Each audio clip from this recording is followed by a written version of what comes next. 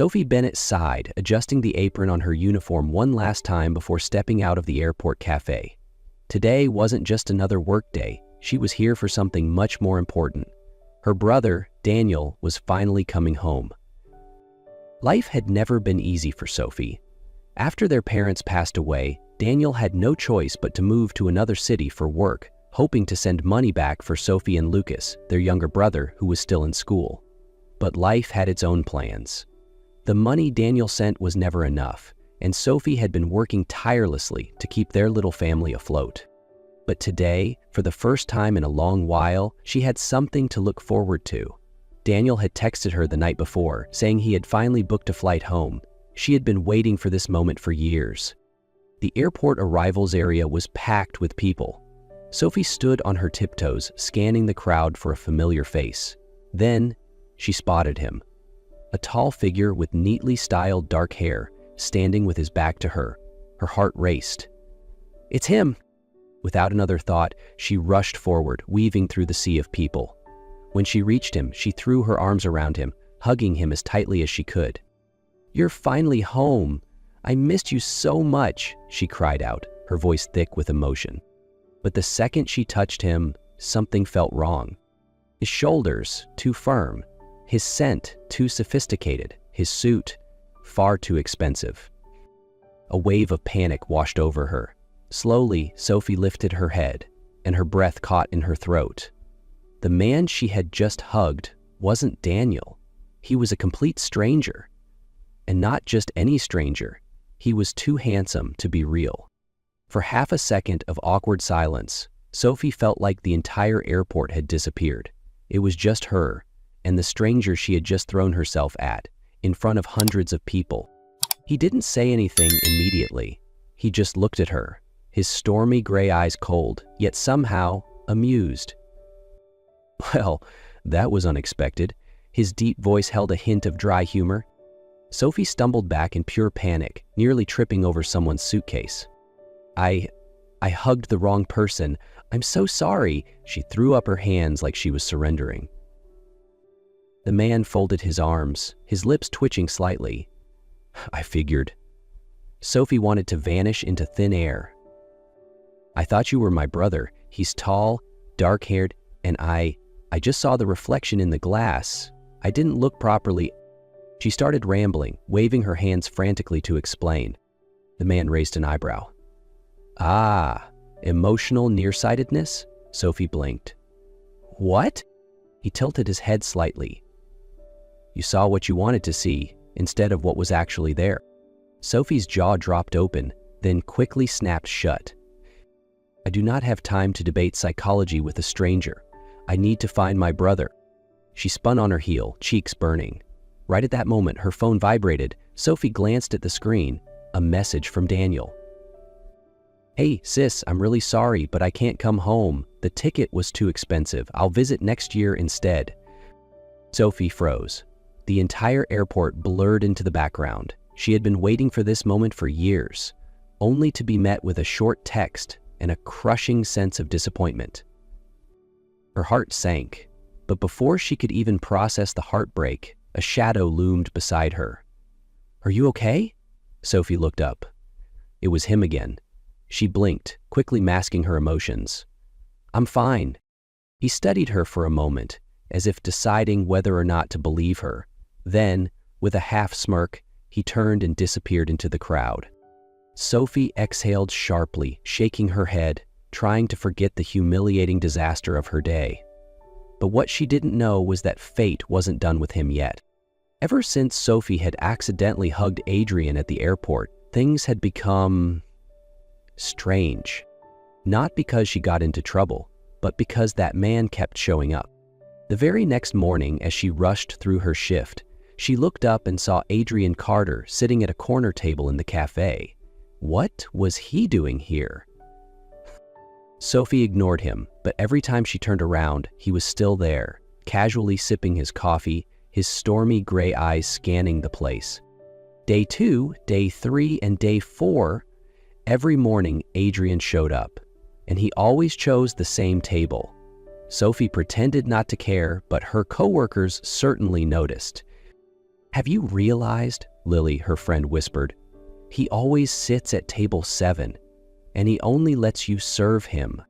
Sophie paused for a second. That was true. Whenever she was busy with another table, Adrian waited patiently, never calling for another server. Weird. Really weird. By the 5th day, Sophie couldn't take it anymore. She placed his coffee down and, instead of leaving, crossed her arms and stared him down. "Did you lose your memory or something?" she asked sarcastically. "The airport is just a few blocks away. No need to relive the moment." Adrian smirked, stirring his coffee lazily. "The coffee here is good." Sophie raised an eyebrow. "Really? Or are you just here to mess with me?" He didn't answer right away. Instead, he lifted his gaze, his piercing gray eyes studying her carefully. "Maybe both." Sophie was caught off guard by his honesty, but before she could react, her phone buzzed, a message from the hospital. She glanced at the screen, and her stomach dropped. Lucas's medical bill was due. She exhaled sharply, but Adrian saw everything. He set his cup down, his voice steady and firm. "You need money, don't you?" Adrian's voice was calm, but there was something unreadable in his gaze. Sophie stiffened. "I've been watching you these past few days." He set his cup down, his tone unwavering. "You work long hours, you barely take breaks, and every time your phone buzzes, you tense up. I have a proposal. Be my personal chef for 1 week. 3 meals a day. I'll pay you enough to cover your brother's medical expenses." Sophie stared at him, completely stunned. "Have you been stalking me?" Adrian remained calm. "No, I'm just very observant." Sophie bit her lip, her entire body tense.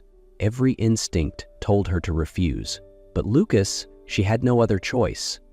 At last, Sophie sighed, meeting his gaze. "Fine, I'll do it." Adrian smirked, as if he already knew her answer. "Good.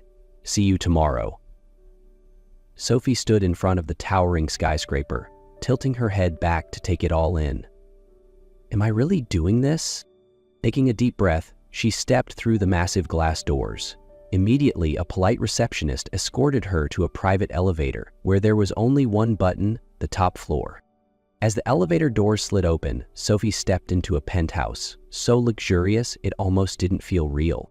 Floor-to-ceiling glass windows framed a breathtaking view of the glittering city. The decor was sleek and modern, dominated by deep black and cool gray tones. In the center of the room, Adrian Carter sat casually on a plush leather sofa, one hand holding a wine glass, the other flipping through a book. He looked up as she entered, a faint smirk tugging at his lips. "Welcome." Sophie tightened her grip on her bag, forcing herself to stay composed. "Where's the kitchen?" Adrian chuckled softly, then gestured toward the left. Sophie walked in, and her jaw dropped. This wasn't just a kitchen, it was a work of art. So sleek, so high-tech, it felt more like a display than a functional space. She turned to Adrian, skeptical. "Have you ever actually used this kitchen?" Adrian sipped his wine lazily, then replied with an infuriatingly calm tone. "I've walked past it a few times." Sophie shook her head, deciding she had to get used to his ridiculousness. The first day, she focused only on cooking, preparing meals, cleaning up, and keeping her interactions with Adrian to a bare minimum. But he had other plans. He kept showing up in the kitchen, leaning against the counter, watching her cook like it was his new favorite pastime. By the 3rd day, Sophie couldn't take it anymore. "Do you not have a job?"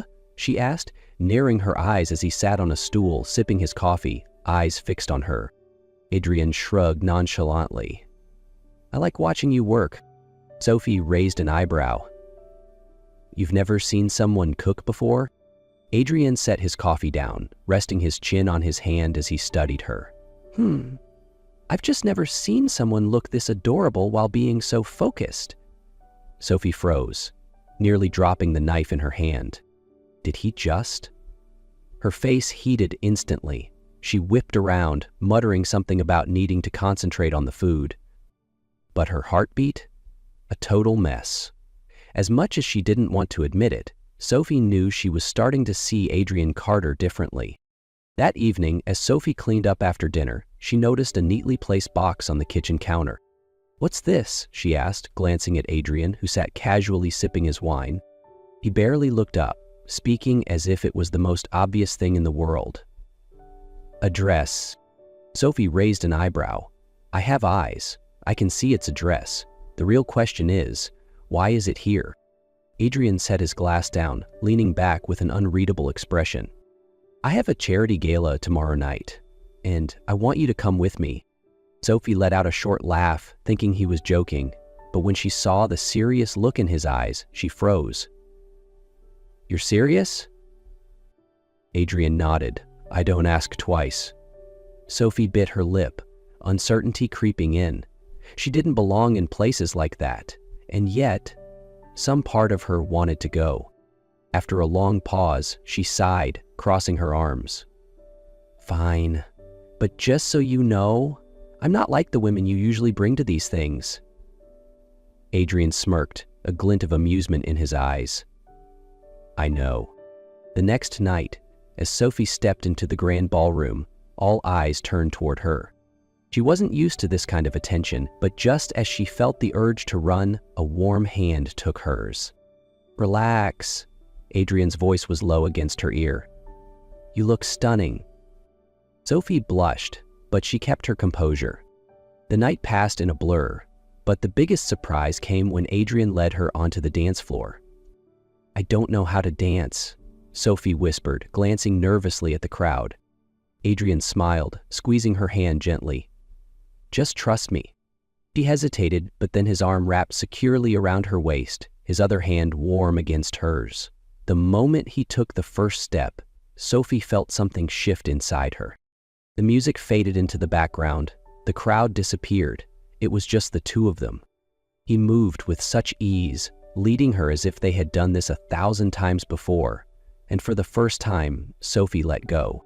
She wasn't sure if it was the soft lights, the elegant music, or the way Adrian's gaze held hers, but she felt safe. For the first time, she let herself stop thinking and just feel. After the gala, Adrian didn't take Sophie home right away. Instead, he drove through the glowing city streets before stopping in front of a towering skyscraper. Sophie frowned, looking up before turning to him. "What are we doing here?" Adrian simply smirked mysteriously. "Come with me. I want to show you something." They took the elevator to the very top, stepping out onto a vast rooftop terrace. The cool night breeze played with Sophie's hair, and in front of her was the most breathtaking cityscape she had ever seen. Skyscrapers stretched into the sky, roads shimmered with golden lights. It was like a masterpiece painted by the night. "It's beautiful," Sophie whispered, mesmerized. Adrian stood beside her, gazing at the view. "This is where I come when I feel lost." Sophie turned to him, surprised by his honesty. "You? Lost?" Adrian let out a soft chuckle, but there was a sadness in his eyes. "You think being a billionaire means you never feel lonely?" He exhaled deeply, then said quietly, "Ever since I was a child, I've been surrounded by people who only cared about money. They never saw me. They only saw the title, Adrian Carter. No one ever really cared who I was." Sophie stilled. She had never imagined that someone like Adrian, someone who seemingly had everything, could feel so empty inside. He turned to her, his gaze dark and intense. "But when I met you," his voice softened, raw with emotion, "you didn't see me as Adrian Carter the billionaire.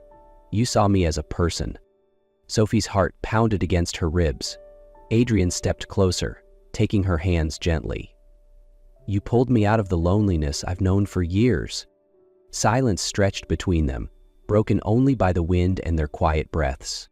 Finally, Adrian murmured, "I don't want to just be a week-long amusement to you. I want more." He squeezed her hand slightly, his eyes never leaving hers.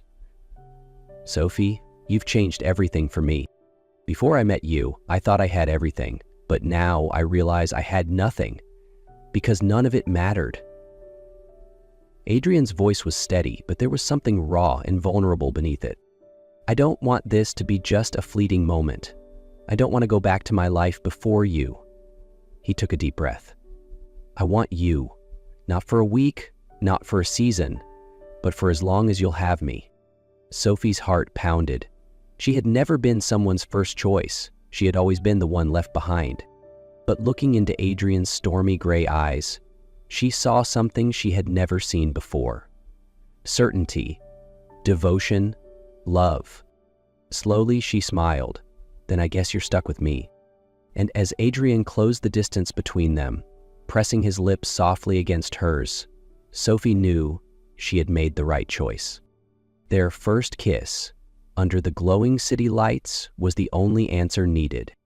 Sophie and Adrian's love wasn't a picture-perfect fairy tale. It was full of sweet moments, but also plenty of hilarious mishaps, like the first time Sophie stayed over at Adrian's apartment. The next morning, she woke up in unfamiliar pajamas, panicked, and rushed into the living room, only to find Adrian casually reading the newspaper, sipping his coffee. When did I change clothes?" Sophie stammered, her face turning red. Adrian folded his newspaper slowly, looking at her with pure amusement. "Do you think I helped?" He smirked. "I wouldn't dare. You did it yourself." Sophie turned bright red, grabbing a sofa pillow and throwing it at him, making Adrian burst into laughter. Or the time Sophie tried to cook a romantic dinner and nearly burned down the kitchen. "Adrian, help me!" Sophie shrieked, desperately trying to put out the flames in the pan. Adrian strolled into the kitchen, arms crossed, as if he were watching a comedy show. "So this is how you plan to kill me?" he teased, before calmly grabbing the fire extinguisher. Still, their love only grew stronger. Lucas had fully recovered, healthy and happier than ever. Sophie still worked at the cafe, but now she had a man who patiently waited for her every night. And then, a year later, Adrian brought Sophie back to the rooftop where they had shared their first kiss, the place where he first confessed his feelings. The wind played through her hair as Adrian knelt before her, opening a small velvet box. "Sophie, from the moment you hugged the wrong man at the airport, I knew you were the only one who could turn my world upside down." His voice was warm, steady, full of love. "Marry me." Sophie laughed, her eyes shimmering with happy tears. "I have no reason to say no." She nodded, and Adrian slipped the ring onto her finger before pulling her into a deep kiss under the city lights. 1 month later, the wedding took place. The venue overflowed with fresh flowers, just like Sophie had always dreamed of. But the biggest surprise came when the chapel doors opened and Daniel, her brother, stood there, holding out his hand. "I promised I'd walk you down the aisle, didn't I?" He smiled, his eyes slightly red. Sophie choked back a sob, squeezing his hand tightly. As she walked toward Adrian, standing at the altar amidst a pathway of blooming roses, she knew she had found her forever. The wedding ended with a breathtaking kiss, surrounded by cheers and the ringing of wedding bells. And so, their happily ever after began.